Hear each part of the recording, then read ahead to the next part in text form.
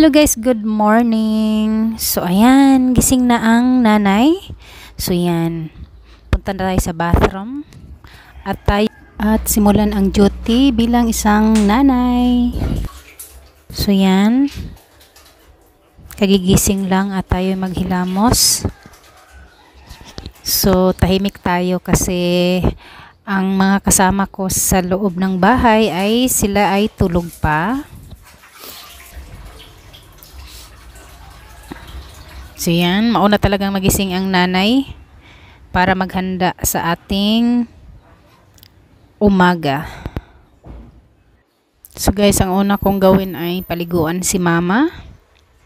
Dalhin ko muna siya sa bathroom.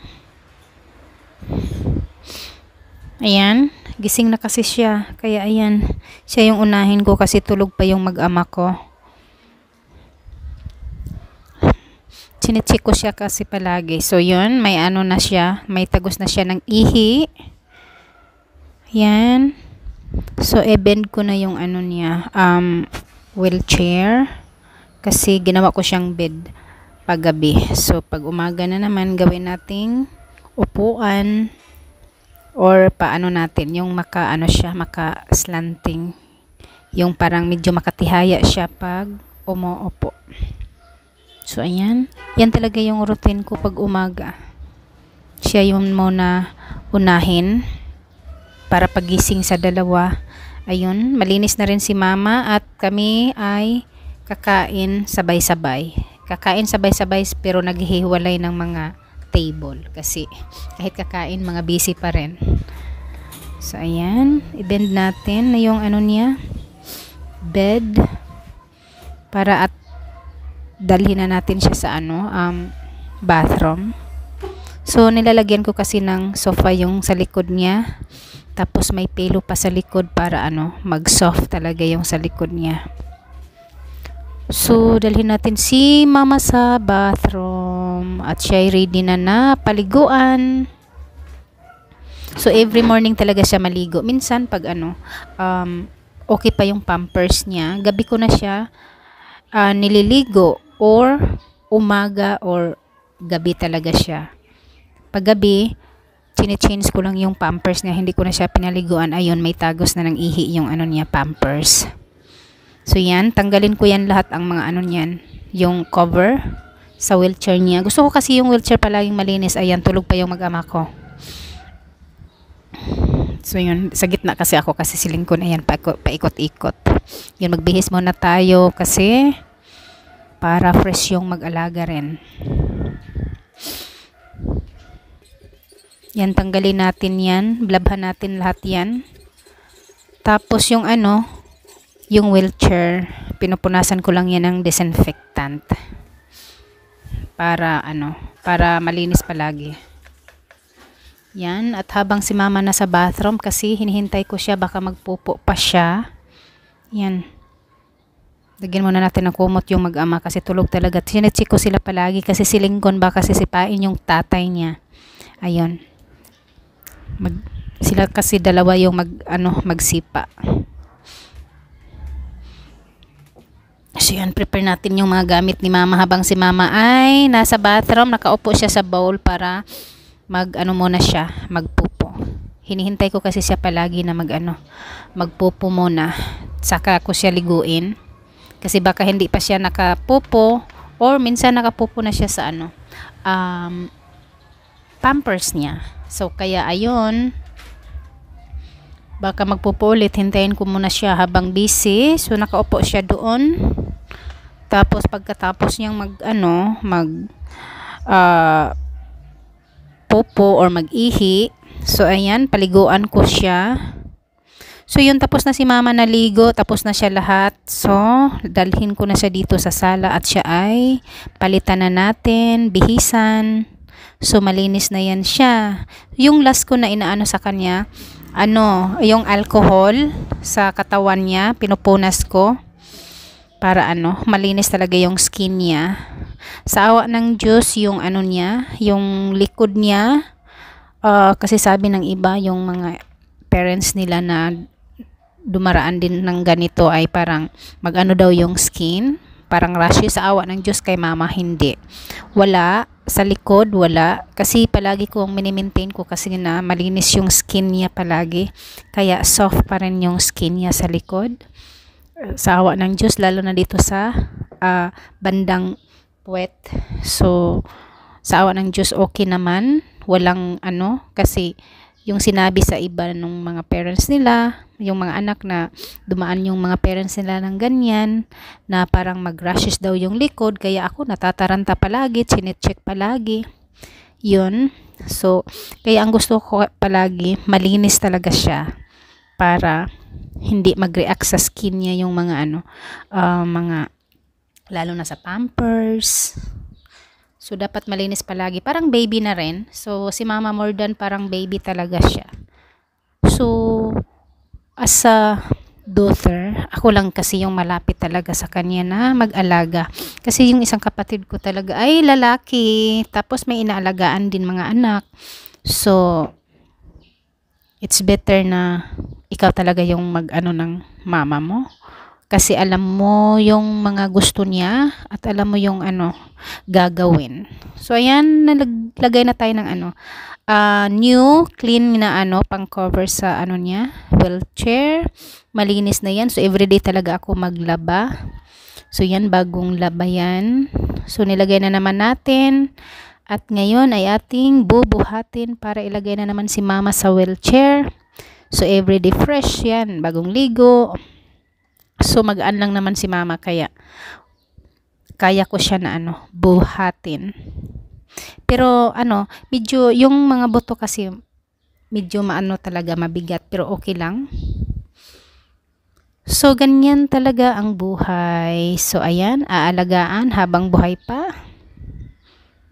So, yun, kaya naman at laging strong talaga. Dapat strong yung isa, hindi kayong dalawa na parang kayong dalawa ay weak yung feeling. So, may isa talaga na strong. So, ako dyan, kinakaya ko lahat para lang na maalagaan muna siya habang buhay pa.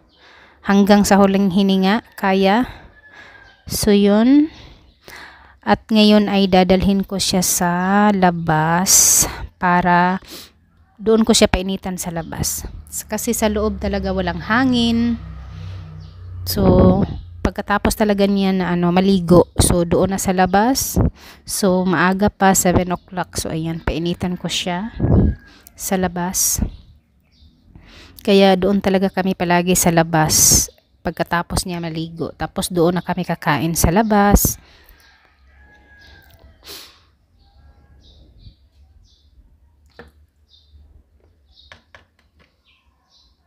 Diyan naman.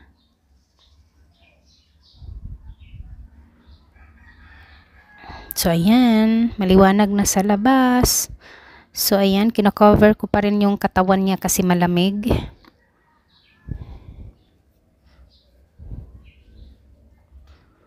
Silingkon kasi at yung tatay, tulog pa talaga. So, dyan talaga yung pwesto namin sa gilid. Kasi sa likod kasi niyan, dyan papasok yung hangin. So, dyan yung pwesto namin na mag-breakfast. Minsan dyan kami nakahiga kasama ni mama. Dyan sa sahig, malinis naman yung sahig, may kami banig. So yan, painitan natin si mama mga 10 minutes, 15 minutes. So yun, tapos na. At dyan, so iwanan ko muna si mama dyan. Nakalak naman yung wheelchair niya. Kasi mag-prepare ako ng breakfast namin, apat. Bagong ligo. So ito pa guys, mga inaalagaan ko. Yan, alaga ko rin yan. Yan. So, ito yan, 6 na different color ng bougainvillea. Nilagay ko lang sa isang pot.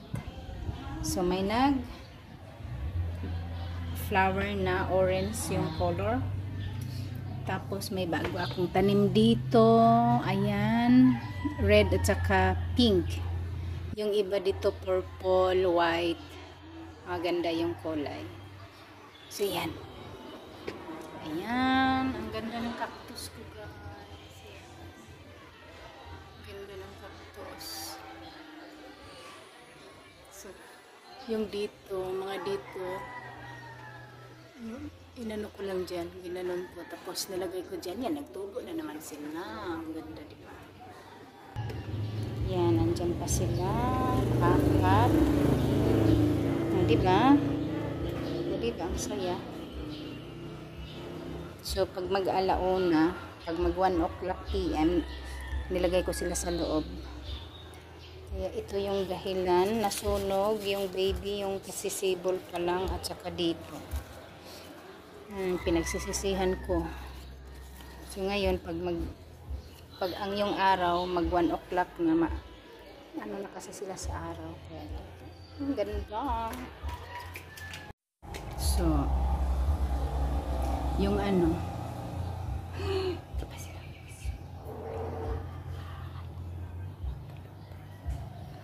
Tulog pa sila, guys. Ayan. Yung posisyon nila. Si Lincoln paikot-ikot yan. Yung si Lincoln umikot na. Ay nako, magkape na lang ako. Si mama mag-ano.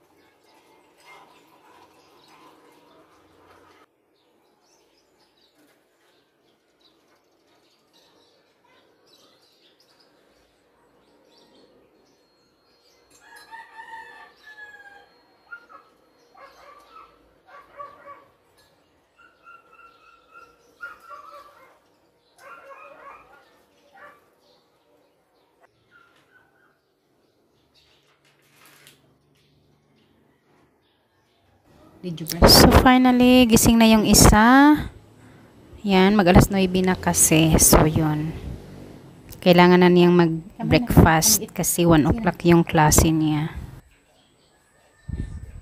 Yun, mag-prepare muna ako ng breakfast kasi gising na yung tatay rin. So yun, tinanong ko kasi kung ano yung kakainin. So yun, eggplant daw with wheat bread. So yan, lagyan lang natin yan ng egg na may tomatoes at saka spring onions, seasonings. So yan, ready na yung ano natin, eggplant dalawa. Tapos lulutuin na natin yan. Kay Lincoln ay ano sa kanya, coco with milk, coco crunch. So madali lang namang lutuin yan. So yan guys, tapos na. So yung isa, malaki kasi siya na eggplant. Yung isa medyo ano, dark brown. Sa akin yan, sa kanya yung light brown lang. So yun, naglaro ang dalawa. Magising na yan. Tinitis kasi ng tata yung anak niya. So yan, at kami ay kakain na. Si Lincoln ay pinos na yung sofa palabas. So kaming tatlo sa labas kakain. Sabay kaming tatlo, yung asawa ko andon. Kain kasi yon, sabay din pag work niya. Lagi. So, nasa work office palagi siya kumakain. So, ayan, kakain si Lincoln, kakain din ako, kakain din si mama. So, minsan sinusubuan ko pa rin si Lincoln. Kasi minsan, ano talaga siya, very slow na kumakain. Tapos may hinahawakan na phone. Kaya yun, ayan minsan. Napaka ano niya, bagal matapos. Yan, kinakausap ko siya palagi na magkain ng maayos. So, pag sa labas kami, susunod din talaga yan. Kasi gusto niyang makipagsabayan palagi. So, yan. So, okay lang, kaya. Easy, napaka-easy lang naman na, ayan, ganon, kakain lang naman. So, yun, hindi naman mabigat yung mga gawain, nasa bahay lang. So, minsan isabay ko rin yung pag-ano sa kanya, yung writings, para marunong na talaga siyang magsulat. Wow, gwapo na, be. Like this, gwapo. So, ayan guys, naka-ready na siya. Handa na siya na papuntang school. So, hinihintay niya na lang yung tatay niya. 20 minutes to 1. So, malapit lang na sa kabilang kanto. So, yun, naka-ready na rin yung tatay para ihatid yung anak niya sa school. Yan. May palugit pa 5 minutes daw. Kaya, yung isa, nakahawak pa ng phone.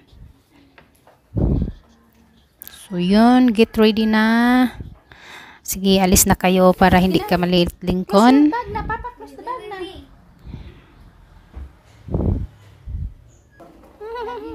I love you. So, yan. Bye-bye, guys.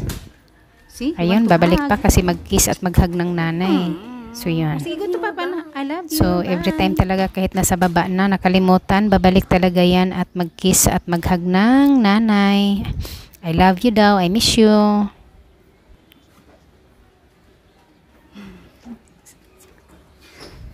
So, siya yung taga-hatid, ako yung taga-sundo. Kasi tapusin ko yung gawain ko sa bahay. Tapos siya naman ay may medyo hindi busy pag magpahinga. tinghat. Si Lincoln ay nandun na sa school. Hingatin na ng tatay. At si mama ay tapos na rin kumain. At doon na siya nagpahinga. Nandito lang naman sa gilid. Kasi mahangin. Kasi ang dito sa loob, puro wall. Ayan. So, walang hangin na papasok na fresh na malanghap niya. So, kaya doon, pagkatapos maligo, doon ko siya dinadala sa labas. Doon kami kakain ng breakfast at saka lunch. Tapos, doon siya mag-nap para makalanghap siya ng preskong hangin. Yun. So, yun. At ako maghugas ng plato. Yung asawa ko hindi pa kumain ng lunch. Mamaya na daw pagdating. So, dumating na yung asawa ko. Ayan, dumaan muna siya ng grocery kasi wala ng coffee, wala ng milk. Lalo na si Lincoln sa ano niya, breakfast na Coco Crunch at saka cornflakes.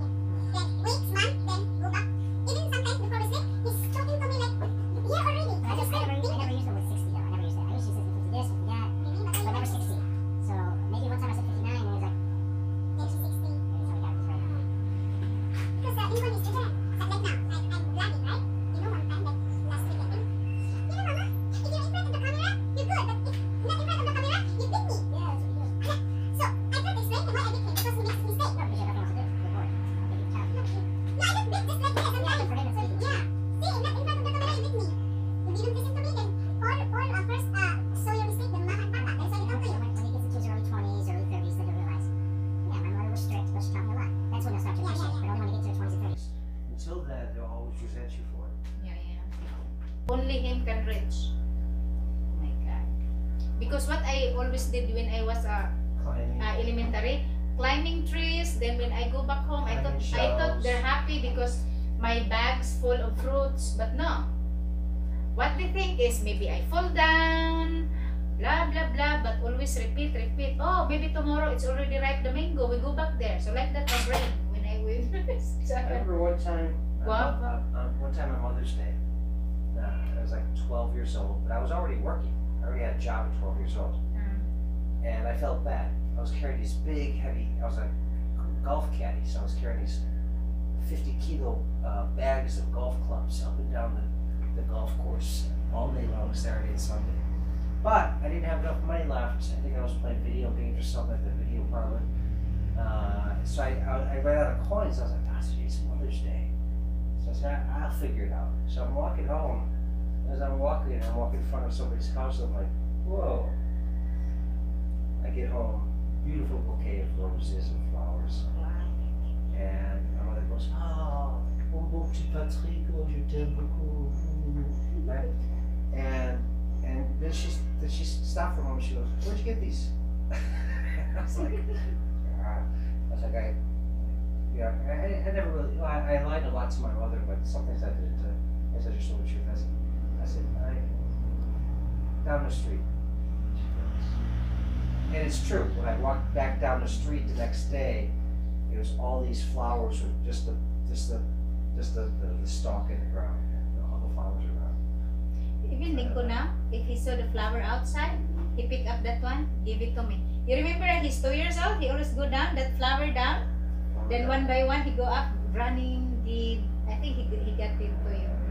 So guys, si Lincoln, in-orderan namin ng books. So, may nakita kaming mga common books sa online. So, nag-try kaming... Yeah, the special scissors for this one. You're the one opening. Nag-try kami ng... We don't use this. I think 6 books. Should be. Okay, open. We try. So, 6 na books, I think.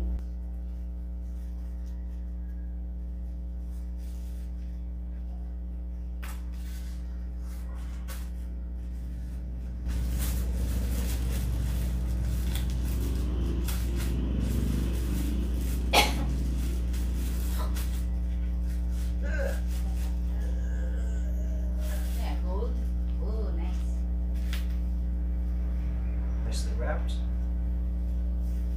See if there's any damage in a moment.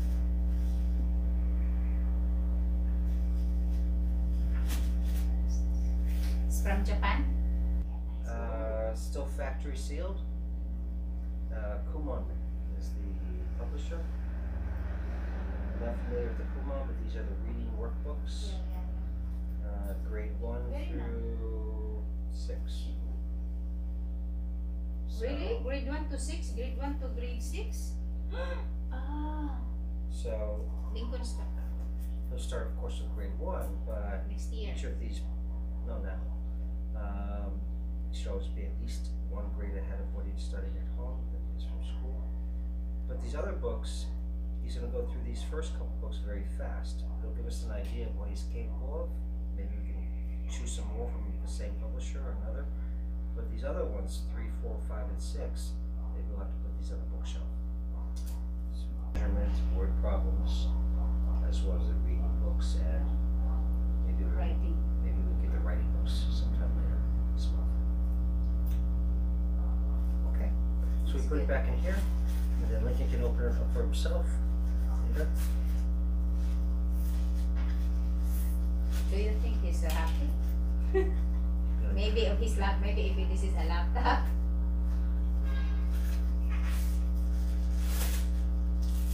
So last night he read a book. He finished. Yeah. He was read. He read a book. Yeah, he read a book last night. Read. So he finished it. He's very happy. So yun, binuksan namin. So mamaya, siya yung magbukas ng grade 1 na book para mag-start. So, yun. Okay naman yung box. Hindi pa talaga namin nakasil pa rin yung plastic. So, mamaya na. So, chinik lang namin kung 6 ba talaga. So, yun ako ay may gagawin.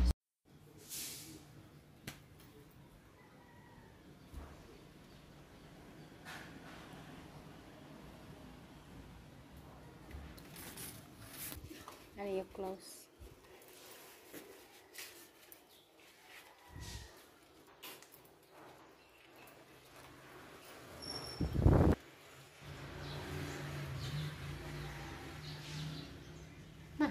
Naray, tarang kamera.